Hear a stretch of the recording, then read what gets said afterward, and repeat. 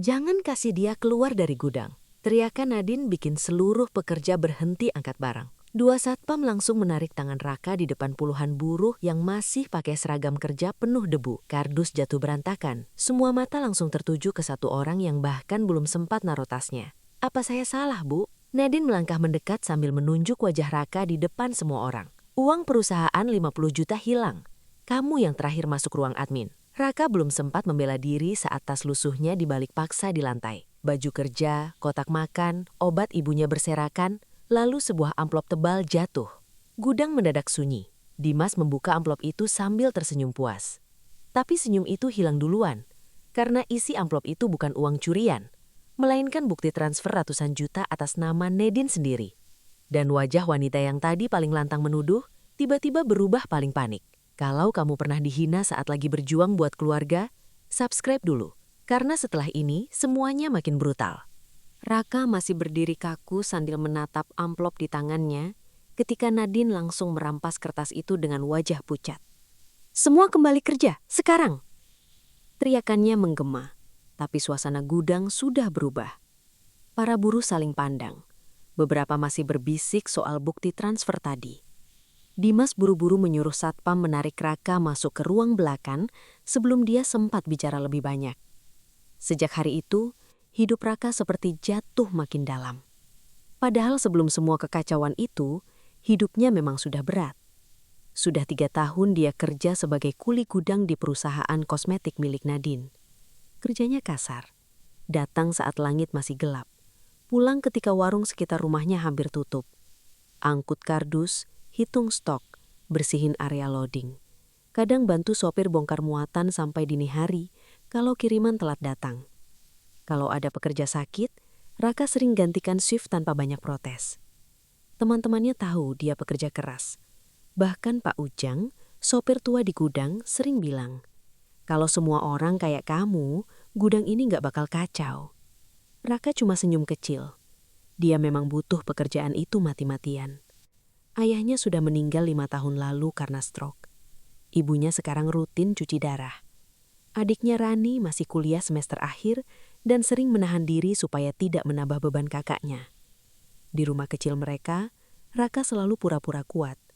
Setiap malam dia bilang semuanya baik-baik saja, padahal tabungannya hampir habis. Di tempat kerja, Nadine hampir tak pernah melihat orang seperti Raka sebagai manusia. Dia sering datang memakai mobil mewah, turun sambil bicara keras di telepon, lalu mencari kesalahan sekecil apapun. Suatu pagi dia marah hanya karena kardus display sedikit penyok. "Kalian dibayar buat kerja, bukan buat jadi beban." Semua buruh dia menunduk. Dimas langsung ikut membentak pekerja gudang supaya terlihat loyal di depan Nadine. Raka hanya menahan emosi dan lanjut bekerja. Masalah makin berat saat ibunya mendadak drop di rumah. Raka membawanya ke rumah sakit tengah malam. Dokter bilang ibunya harus segera menjalani tindakan tambahan. Biayanya besar. Keesokan paginya, dengan mata merah karena belum tidur, Raka menemui Dimas. "Pak, saya cuma mau pinjam gaji dulu." Dimas bahkan tidak mempersilahkan dia duduk. Perusahaan bukan tempat minta belas kasihan. Raka mencoba menjelaskan kondisi ibunya. Dimas malah senyum tipis. "Kalau hidup susah jangan bikin masalah baru." Raka keluar ruangan sambil menahan tangis. Siang itu juga dia menjual motor satu-satunya agar ibunya bisa ditangani. Besok paginya, dia tetap masuk kerja naik angkot karena takut kehilangan pekerjaan terakhirnya. Saat mengantar dokumen ke lantai atas, langkah Raka sempat terhenti di depan ruang kantor Nadine. Dari dalam, suara Nadine terdengar keras lewat telepon. "Transfer malam ini harus masuk. Audit itu urusan belakangan." Raka diam sebentar, lalu lanjut berjalan karena merasa itu bukan urusannya. Dia cuma ingin kerja selesai, lalu pulang menjaga ibunya. Dia belum tahu, percakapan singkat itu justru jadi awal hidupnya dihancurkan. Keesokan paginya, Raka datang ke gudang dengan mata sembab karena semalaman menjaga ibunya di rumah sakit. Dia bahkan belum sempat sarapan. Baru turun dari angkot, dia langsung merasa ada yang aneh. Pintu gudang dijaga 2 satpam. Para staf admin berdiri di depan kantor dengan wajah tegang. Beberapa pekerja gudang berbisik sambil menatap ke arahnya. Begitu Raka melangkah masuk, Dimas langsung berteriak dari dalam. Itu dia, jangan biarin dia pergi. Semua kepala menoleh bersamaan. Raka berhenti. Wajahnya bingung. Saya baru datang, Pak. Ada apa? Dimas berjalan cepat lalu mendorong bahu Raka sampai hampir jatuh ke tumpukan kardus. Masih berani pura-pura. Raka makin tidak paham. Nadine turun dari tangga kantor lantai 2 dengan langkah cepat. Masih memakai pakaian mahal seperti biasanya, tapi kali ini wajahnya jauh lebih tegang. Dia langsung menunjuk wajah Raka di depan semua orang. Kamu masuk ruang admin kemarin sore. Raka mengangguk pelan. Iya, Bu. Ngantar dokumen pengiriman. Setelah itu, uang kas perusahaan hilang. Gudang langsung ramai. Beberapa buruh saling pandang. Ada yang mulai merekam diam-diam. Raka langsung panik. Bukan saya, Bu. Saya sumpah. Nadine tertawa kecil sambil melipat tangan. Orang kepepet uang biasanya paling nekat. Kalimat itu sengaja diucapkan keras supaya semua orang dengar. Wajah Raka memerah karena malu. Dia tahu semua orang di sana tahu ibunya sedang sakit. Dimas langsung menambahkan, kemarin dia juga minta pinjaman uang. Bisikan makin ramai. Oh, pantesan. Oh, berani juga ya. Raka menatap rekan-rekannya dengan wajah hancur. Bukan begitu, ibu saya sakit. Nadine memotong dingin. Gak usah jual cerita sedih. Dia memberi kode ke satpam. Tas lusuh milik Raka langsung dirampas. Raka mencoba menahan. Itu obat ibu saya, jangan dibuang. Satpam tetap membalik isi tas ke lantai. Kotak makan terbuka.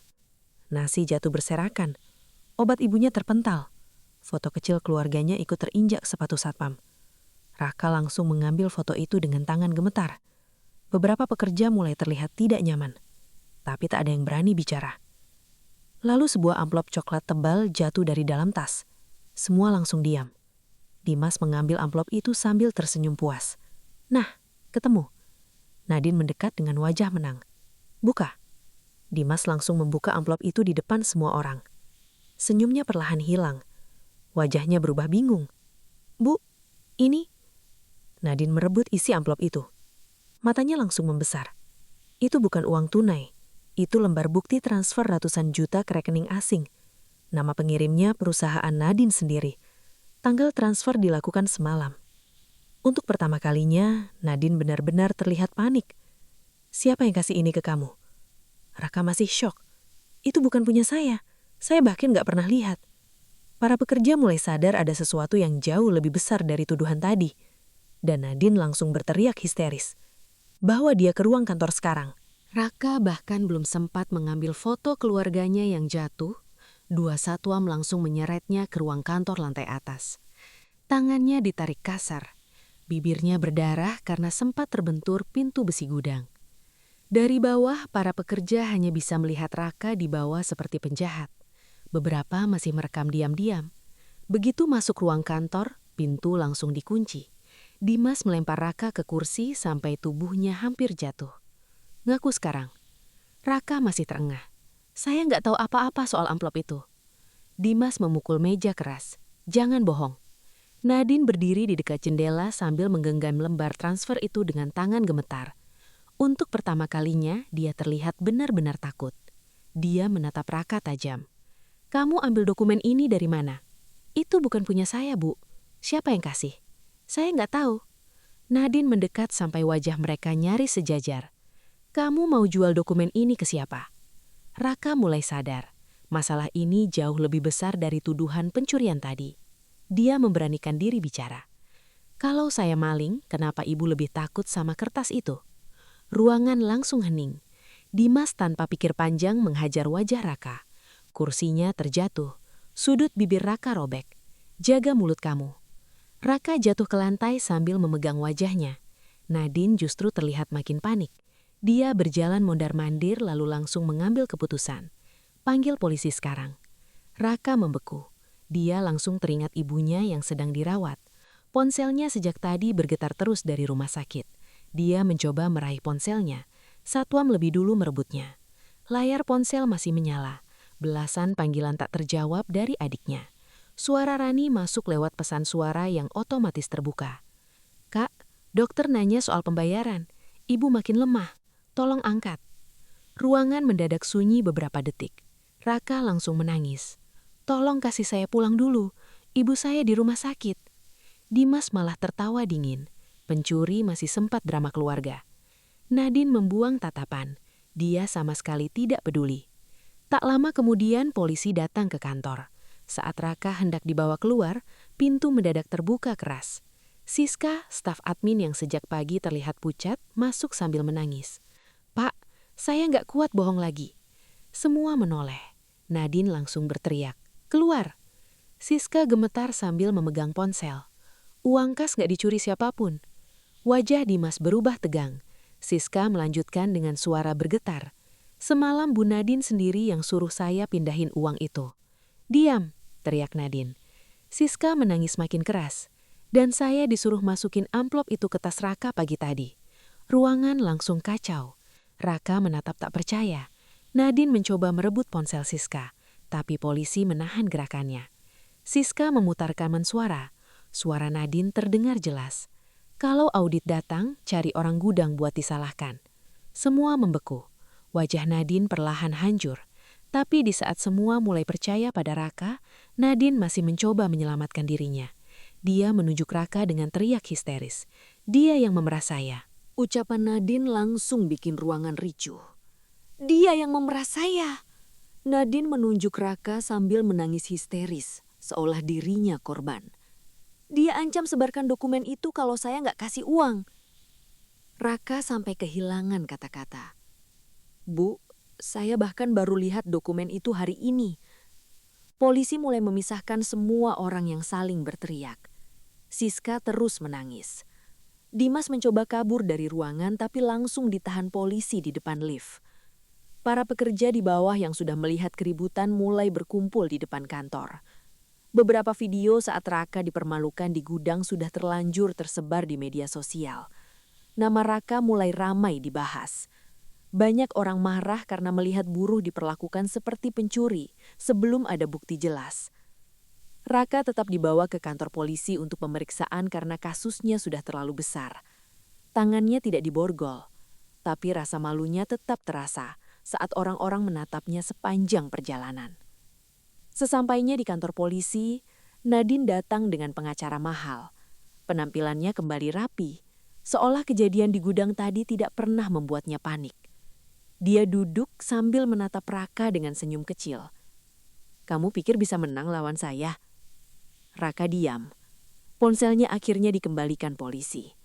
Begitu dinyalakan, puluhan pesan dari adiknya masuk bersamaan. Tangannya gemetar membuka pesan terbaru. "Kak, dokter bilang ibu harus segera dibayar hari ini." Pesan berikutnya masuk beberapa menit setelahnya. "Kak, tolong jawab, ibu pingsan lagi." Raka langsung berdiri panik.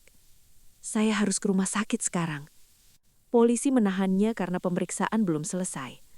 Air mata Raka langsung jatuh. "Saya mohon, ibu saya sendirian." Belum sempat ada keputusan, seorang pria tua datang tergesa-gesa ke kantor polisi membawa tas dokumen. Itu Pak Harun, mantan kepala keuangan perusahaan Nadine. Wajahnya penuh penyesalan. "Saya harus bicara sekarang." Dia menyerahkan flash disk dan beberapa map tebal. Isi dokumen itu bikin penyidik langsung serius. Ada daftar transfer fiktif, data perusahaan palsu, aliran uang ke luar negeri. Semua mengarah ke Nadine. Nama Dimas juga muncul berkali-kali. Wajah pengacara Nadine langsung berubah tegang. Nadine mulai kehilangan kendali. Dia berdiri dan berteriak, "Itu dokumen ilegal." Pak Harun menatapnya dingin. "Yang ilegal itu uang yang kamu sembunyikan." Raka akhirnya dilepaskan karena tuduhan terhadapnya runtuh satu persatu. Dia langsung lari keluar kantor polisi. Naik ojek sambil terus menelpon adiknya. Tak ada jawaban. Begitu sampai rumah sakit, langkah Raka mendadak berhenti. Adiknya duduk di lorong sambil menangis sendirian. Dan dari tatapan adiknya, Raka langsung tahu. Dia sudah terlambat. Adiknya langsung memeluk Raka begitu dia sampai di lorong rumah sakit. Tangisan Rani pecah seketika. "Kak, aku udah hubungi kamu terus." Raka menatap pintu ruang perawatan yang sudah tertutup kain putih. Langkahnya langsung goyah. Dia berjalan pelan mendekati ranjang ibunya. Tangannya gemetar saat membuka kain itu. Wajah ibunya terlihat tenang. Terlalu tenang. Raka langsung jatuh berlutut di lantai. Tangis yang sejak tadi dia tahan pecah begitu saja. "Maafin Raka, Bu. Raka telat." Rani ikut menangis sambil memeluk bahunya. Perawat hanya bisa menunduk. Salah satu dokter mendekat pelan, lalu menyerahkan kantong kecil berisi barang milik ibunya. Ada mukena, obat, dan pesan suara terakhir yang belum sempat terkirim karena ponsel ibunya mati. Raka memutar pesan itu dengan tangan gemetar. Suara ibunya terdengar lemah. "Raka, jangan khawatirin ibu. Kerja yang baik." Pesan itu terputus di tengah napas berat. Raka langsung menutup mulut sambil menangis lebih keras. Pemakaman berlangsung sederhana keesokan harinya. Tetangga membantu semampunya. Pak Ujang datang membawa makanan. Beberapa rekan gudang diam-diam datang memberi uang duka. Mereka terlihat bersalah karena diam saat Raka dipermalukan. Tapi tidak ada satupun orang dari perusahaan Nadine datang. Bahkan karangan bunga pun tidak ada. Setelah semua orang pulang, rumah terasa kosong. Raka duduk sendirian di kamar ibunya sambil menatap obat-obatan yang belum sempat habis. Ponselnya tiba-tiba berbunyi. Nomor tak dikenal. Awalnya dia abaikan. Lalu pesan kedua masuk. "Kalau mau tahu kenapa ibumu terlambat ditangani, cek CCTV rumah sakit." Tubuh Raka langsung menegang. Dia berlari kembali ke rumah sakit malam itu juga. Awalnya pihak rumah sakit menolak memberi rekaman. "Ini data internal, Mas." Raka hampir putus asa. Sampai seorang perawat yang mengenal ibunya mendekat pelan. "Ibu kamu selalu baik sama kami." Perawat itu diam-diam membantu membuka rekaman. Raka menatap layar monitor tanpa berkedip. Rekaman menunjukkan dirinya sedang diperiksa polisi di waktu yang sama. Lalu terlihat Dimas datang ke meja administrasi rumah sakit. Dia bicara dengan staf pembayaran. Tak lama kemudian, proses tindakan ibunya dihentikan sementara. Raka menaikkan volume suara. Suara Dimas terdengar jelas. "Tahan dulu tindakannya sampai keluarga bayar penuh." Staf rumah sakit sempat menolak. "Tapi kondisi pasien darurat, Pak." Dimas menaruh amplop di meja. "Lakukan aja." Tubuh Raka gemetar hebat. Tangannya mengepal sampai kuku menancap ke kulit. Air matanya jatuh lagi. Ternyata mereka belum puas menghancurkan dirinya di gudang. Mereka juga memastikan ibunya kehilangan kesempatan terakhir. Pagi harinya Raka datang ke kantor perusahaan. Situasi sudah jauh berbeda. Puluhan wartawan memenuhi depan gedung. Mobil aparat keluar masuk. Audit resmi dimulai. Nama perusahaan Nadine meledak di berita. Dimas baru turun dari mobil saat melihat Raka berjalan ke arahnya. Wajahnya langsung berubah pucat. "Kamu ngapain ke sini?" Raka langsung menghantam wajah Dimas sekeras mungkin. Dimas jatuh di depan kamera wartawan. Semua orang berteriak kaget. Raka menunjukkan rekaman rumah sakit ke arah media. Suaranya pecah. "Karena kamu, ibu saya mati sendirian." Wartawan langsung menyerbu Dimas. Polisi yang berada di lokasi segera menahan Dimas saat dia mencoba kabur ke parkiran belakang. Nama Raka makin dibela publik. Tapi di tengah kekacauan itu, satu orang masih belum ditemukan. Nadine menghilang tanpa jejak. Berita soal Nadine yang kabur langsung meledak di mana-mana. TV membahasnya. Media sosial penuh potongan video saat Raka dipermalukan di gudang. Orang-orang mulai memburu keberadaan Nadine. Sementara itu, Raka justru duduk diam di rumahnya yang sekarang terasa kosong tanpa ibunya. Foto ibunya masih ada di meja. Obat-obatan masih tersimpan rapi. Dia terlihat benar-benar lelah. Rani duduk di sampingnya. "Kak, udahin aja." Raka menatap kosong ke depan. "Aku capek, Ran." Untuk pertama kalinya, dia benar-benar ingin berhenti. Uang habis, ibunya sudah pergi. Namanya terseret masalah besar. Dia merasa tidak punya alasan lagi untuk terus melawan. Sampai malam harinya, Siska datang ke rumah membawa map tebal dan wajah panik. "Aku nemu sesuatu." Raka awalnya tidak bereaksi. Siska membuka dokumen bank di meja. Raka langsung membeku saat melihat nama yang tertulis. Nama ibunya. Ada rekening baru atas nama ibunya yang dibuat beberapa bulan lalu. Raka langsung berdiri. "Ini nggak mungkin." Siska menangis. "Data karyawan bocor dari HR. Mereka pakai identitas ibumu buat nampung uang. Kalau kasus itu selesai tanpa dibuka, nama ibu Raka akan tercatat sebagai bagian dari pencucian uang." Raka langsung gemetar marah. Bahkan setelah ibu saya meninggal, mereka masih pakai namanya buat nyuci uang. Siska mengangguk sambil menangis. Pak Harun datang tak lama kemudian membawa lokasi terbaru Nadine. Dia berhasil melacak aset Nadine ke villa pribadinya di puncak. Kalau malam ini dia lolos, uangnya hilang semua. Raka langsung bangkit. Matanya berubah. Dia tak lagi terlihat hancur. Dia terlihat marah. Mereka bertiga langsung menuju kantor penyidik membawa semua dokumen baru. Penyidik bergerak cepat. Beberapa mobil berangkat menuju villa Nadine. Saat perjalanan berlangsung, salah satu petugas menunjukkan siaran live yang sedang viral. Nadine ternyata sedang live stream dari villanya. Dia menangis di depan kamera. "Saya difitnah karyawan saya sendiri." Dia berpura-pura jadi korban. Komentar publik mulai terpecah. Sebagian mulai percaya padanya. Raka meminta mobil dihentikan begitu mereka tiba di villa. Dia masuk saat live stream masih berjalan.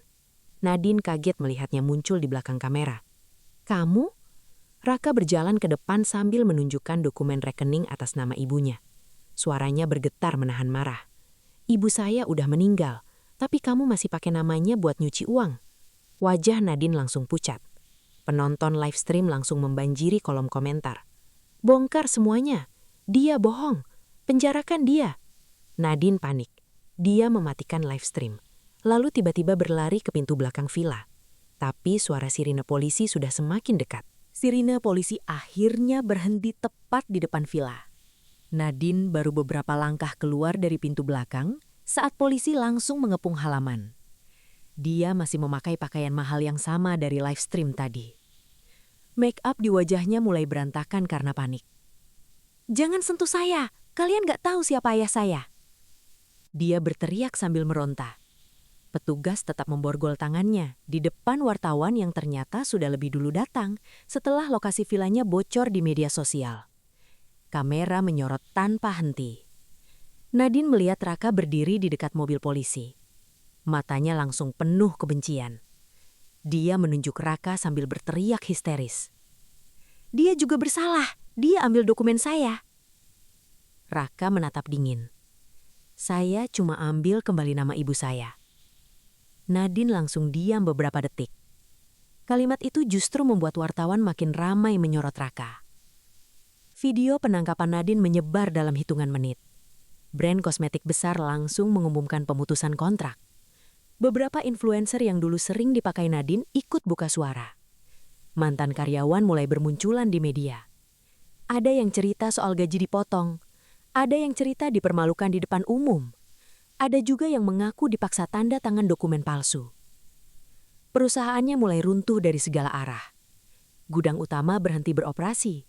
Kantor pusat disegel sementara. Investor menarik diri. Nadine tetap bersikeras dirinya korban. Bahkan saat diperiksa, dia masih merasa bisa lolos. Beberapa hari kemudian, sidang mulai dipersiapkan. Baru di situ, Raka tahu ayah Nadine ternyata pengusaha besar dengan koneksi kuat. Beberapa saksi mendadak berubah sikap. Ada yang menolak hadir, ada yang menghilang. Siska mulai ketakutan setelah seseorang mengikuti dirinya pulang. Dia datang ke rumah Raka malam-malam sambil menangis. "Aku nggak kuat. Mereka bilang keluargaku bisa kena." Raka sempat diam. Dia tahu rasa takut itu nyata. Tapi dia juga teringat wajah ibunya di rumah sakit. kalimat terakhir adiknya, dan semua penghinaan di gudang. Raka menatap Siska. Kalau kita berhenti sekarang, mereka cari korban baru. Siska menangis lebih keras, tapi akhirnya mengangguk. Hari sidang pertama tiba. Gedung pengadilan penuh wartawan. Masyarakat memenuhi luar pagar. Begitu Nadine turun dari mobil tahanan, dia masih mencoba menyempatkan senyum ke kamera. Seolah semuanya masih bisa dia kendalikan. Dia bahkan sempat berbisik saat berpapasan dengan Raka. "Kamu tetap kalah." Raka tidak menjawab. Dia hanya berjalan masuk. Karena di dalam ruang sidang, ada satu rekaman yang belum pernah dilihat Nadine. Begitu sidang dimulai, Nadine masih duduk dengan wajah tenang. Dia memakai pakaian rapi, rambut tertata, seolah dia sedang menghadiri acara bisnis biasa. Pengacaranya terus berbisik meyakinkan. Ayahnya duduk di barisan belakang bersama beberapa orang penting. Tatapan mereka penuh keyakinan. Raka duduk di sisi lain bersama Rani, Siska, dan Pak Harun. Tangannya dingin, tapi matanya tidak pernah lepas dari Nadine. Sidang berjalan beberapa jam. Pengacara Nadine berusaha menyerang semua saksi. Siska dibuat menangis di kursi saksi. Pak Harun dituduh sakit hati karena dipecat. Bahkan Raka disebut memanfaatkan kematian ibunya untuk mencari simpati publik. Ruang sidang sempat gaduh. Nadine beberapa kali terlihat tersenyum tipis. Sampai jaksa meminta satu bukti terakhir diputar. Ruangan mendadak sunyi. Lampu layar dinyalakan. Video dari kamera tersembunyi di ruang kantor Nadine malam sebelum semuanya terjadi mulai diputar. Wajah Nadine langsung berubah. Di video itu Nadine terlihat bersama Dimas. Mereka sedang menyiapkan amplop. Suara Nadine terdengar jelas. "Masukin ke tas anak gudang itu besok pagi." Dimas tertawa kecil. "Yang ibunya sakit itu?" "Iya, orang kayak dia gampang dihancurin." Raka langsung menunduk. Rani menangis di sampingnya. Video terus berjalan. Nadine membahas audit, transfer uang, nama ibu Raka, sampai kalimat terakhir yang membuat seluruh ruangan membeku. Kalau ibunya mati juga bagus, dia bakal sibuk sendiri. Suara orang-orang di ruang sidang langsung riuh. Bahkan hakim sampai memukul palu berkali-kali. Ayah Nadine berdiri perlahan. Wajahnya pucat menahan malu. Nadine panik. Itu editan, itu palsu. Tak ada yang percaya. Ayahnya berjalan keluar tanpa melihat Nadine. "Ayah, ayah tunggu!" Teriakan Nadine menggema. Ayahnya tetap pergi. Untuk pertama kalinya, Nadine benar-benar sendirian. Hakim akhirnya membacakan keputusan. Hukuman penjara bertahun-tahun. Aset dibekukan. Izin bisnis dicabut. Denda besar dijatuhkan. Nadine langsung histeris. Dia mencoba menyerang petugas. Menangis. Berteriak. Saat diborgol, dia menatap Raka penuh kebencian. "Kamu hancurin hidup saya." Raka berdiri perlahan. Matanya penuh air mata tapi suaranya tenang. "Hidup saya hancur duluan waktu ibu saya mati sendirian." Ruangan langsung sunyi. Tak ada satu orang pun membela Nadine. Dan saat dia dibawa keluar sambil berteriak, semua kekuasaan yang dulu dia banggakan benar-benar habis di depan semua orang. Beberapa minggu setelah sidang selesai, gedung perusahaan Nadine terlihat seperti bangunan mati. Logo besar di depan kantor sudah diturunkan. Kaca depan masih dipenuhi stiker penyitaan. Gudang utama berhenti total. Banyak mantan pekerja datang hanya untuk mengambil sisa barang pribadi mereka. Raka datang ke sana awalnya cuma untuk satu hal, mengambil surat pengalaman kerja. Dia ingin mencari pekerjaan baru dan memulai hidup dari nol. Saat masuk ke area gudang, langkahnya sempat berhenti. Tempat itu masih sama. Lantai tempat makan siangnya pernah dibuang, sudut tempat tasnya dibongkar di depan semua orang, dan titik di mana harga dirinya pernah dihancurkan. Beberapa mantan pekerja melihat Raka datang. Mereka langsung menghampiri. Wajah mereka sekarang jauh berbeda. Dulu mereka hanya diam saat Raka dipermalukan. Sekarang mereka justru terlihat malu. Salah satu pekerja menunduk. "Maaf, waktu itu kami cuma diam." Raka terdiam beberapa detik, lalu mengangguk pelan. "Saya juga mungkin akan takut kalau di posisi kalian." Suasana langsung mencair. Tak lama kemudian manajemen baru datang memperkenalkan diri. Perusahaan ternyata dibeli investor baru yang ingin menjalankan bisnis dari awal. Mereka sudah meninjau rekaman kerja lama. Nama Raka muncul berkali-kali dengan catatan paling baik. Pemilik baru menatap Raka serius. "Kami mau kamu jadi supervisor operasional gudang." Raka langsung tertawa kecil karena merasa itu bercanda. "Saya cuma kuli angkut, Mbak." Pemilik baru menggeleng. "Kami butuh orang yang tahu rasanya diperlakukan tidak adil." Para pekerja langsung mendukung. "Terima aja, Rak. Lo paling pantas." Raka menatap gudang itu lama sekali. Akhirnya dia menerima. Hari pertamanya jadi supervisor langsung bikin semua orang kaget. Dia membatalkan aturan lembur paksa, dia mengaktifkan kembali BPJS pekerja, dia membuat dana darurat karyawan untuk keluarga sakit, dia memasang kamera di ruang manajemen agar tidak ada lagi fitnah diam-diam. Dia bahkan memperbaiki ruang makan buruh yang dulu selalu diabaikan. Beberapa bulan kemudian, gudang mulai hidup lagi. Order masuk stabil. Pekerja terlihat jauh lebih tenang. Suatu pagi, seorang buruh baru datang terlambat sambil menangis. Ibunya masuk rumah sakit mendadak. Semua orang langsung terdiam, karena seperti melihat masa lalu terulang. Raka membuka dompetnya. Dia memberikan uang tunai yang dia punya. "Pergi sekarang, temenin ibu kamu." Pria itu menangis sambil mencium tangan Raka. Dia menahannya. "Cepat pergi." Setelah pria itu berlari keluar, Raka kembali ke ruangannya. Di atas mejanya ada foto kecil dirinya bersama ibunya. Raka menatap foto itu sambil tersenyum tipis.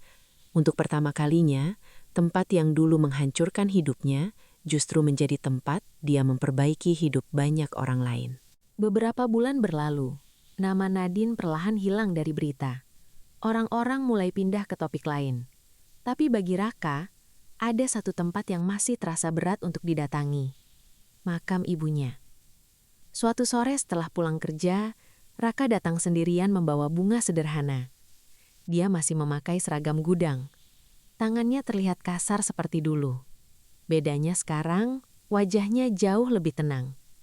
Dia duduk lama di depan makam tanpa bicara. Angin sore bergerak pelan. Suara azan terdengar samar dari kejauhan. Raka akhirnya tersenyum kecil sambil menatap batu nisan ibunya.